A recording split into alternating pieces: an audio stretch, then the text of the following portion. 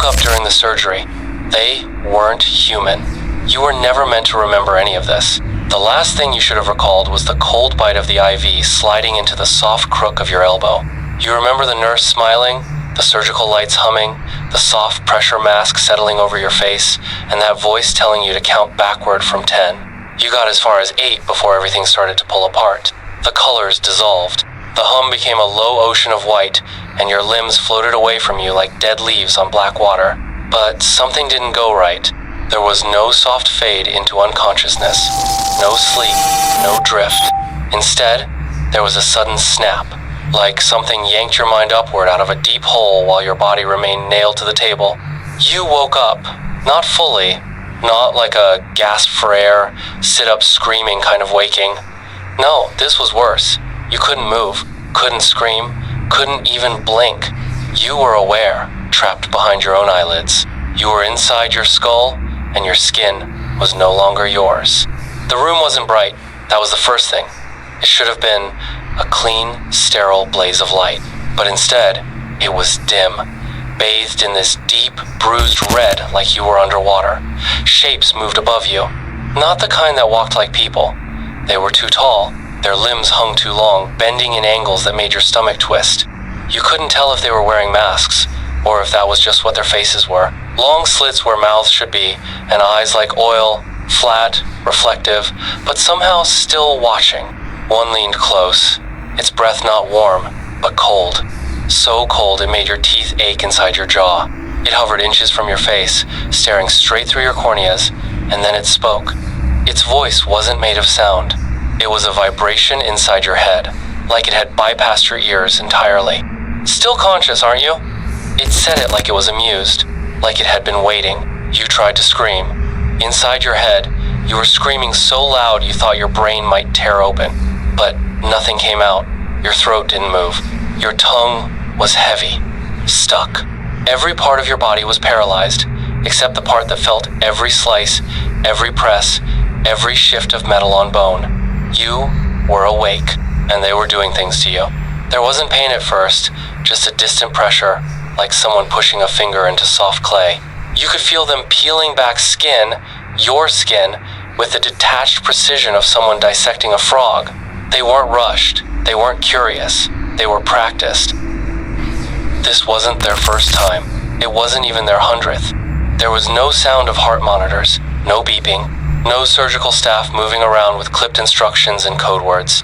Just the wet, quiet sounds of exploration. Like a butcher cleaning fish in a flooded basement, something glinted above you. A sliver of silver metal trembling slightly in the creature's long fingers.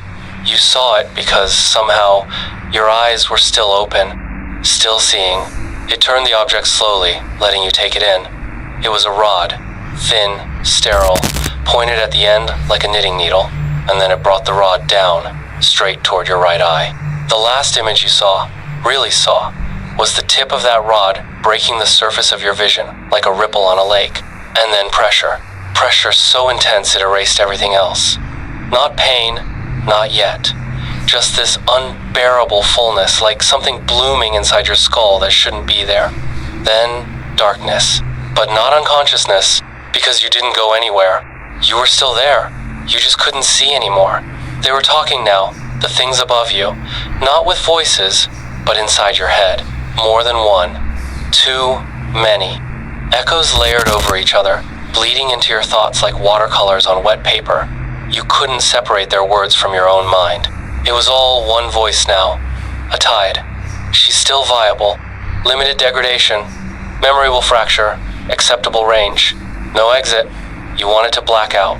You begged whatever was left of your soul to shut down, to retreat into some silent place. But you didn't. You stayed right there, awake, frozen, blind, and you listened as they began again. You don't know how long they worked on you. Time doesn't exist when there's no way to mark it.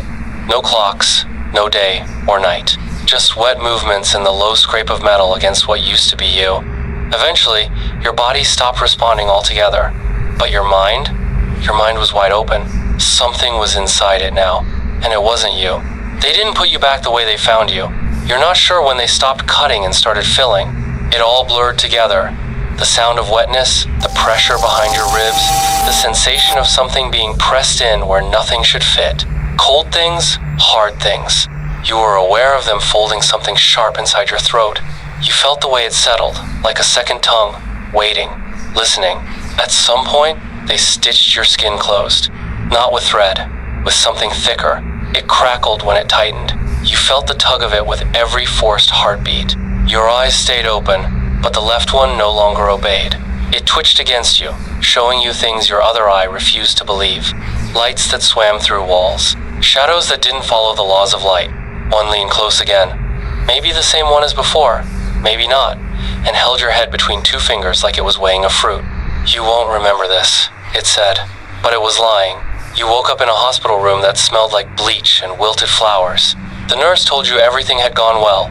Routine procedure. Mild complications with the anesthesia, but nothing serious. They handed you a plastic cup of ice water and smiled. You nodded, smiled back. You told them you felt fine, and you lied too, because you remembered. Not all of it, not in a clean narrative order, but in flashes. A rod descending, fingers too long, voices behind your eyes. You remember the moment you tried to scream and something else inside you laughed instead. You went home.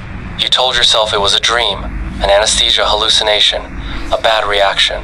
You told yourself that for days, until the hallucinations didn't stop, until your reflection blinked half a second too late, until you caught yourself mouthing words you didn't understand in your sleep. Your voice, but not your thoughts. Then you found the note.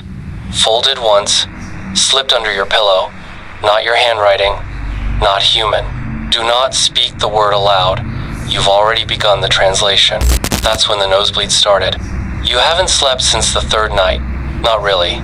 You lie still, you close your eyes, but you're never alone in there.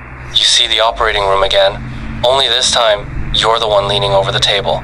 You're holding the rod, you're whispering. Still conscious, aren't you? You don't know how long you have left. The parts they put inside you aren't just in you anymore, they're becoming you. Thoughts you didn't grow are blooming behind your teeth. Some days, you wake up with fingernails that don't match. Skin too smooth or too thin.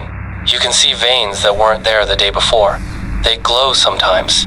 Last week, your left eye saw something crawling under your neighbor's skin. It stopped when you looked directly at it. Sometimes, you think about going back to the hospital, asking questions, tearing through records, but something inside you warns against it. Not with fear, with hunger, like it wants you to chase it so it can watch what happens next. Tonight, you looked in the mirror and saw your reflection blink before you did. It smiled. You didn't. And now, as you sit here trying to write this down, you feel the rod again, not pressing into your eye, but pressing outward from behind it. A gentle reminder, you're still awake. You always were.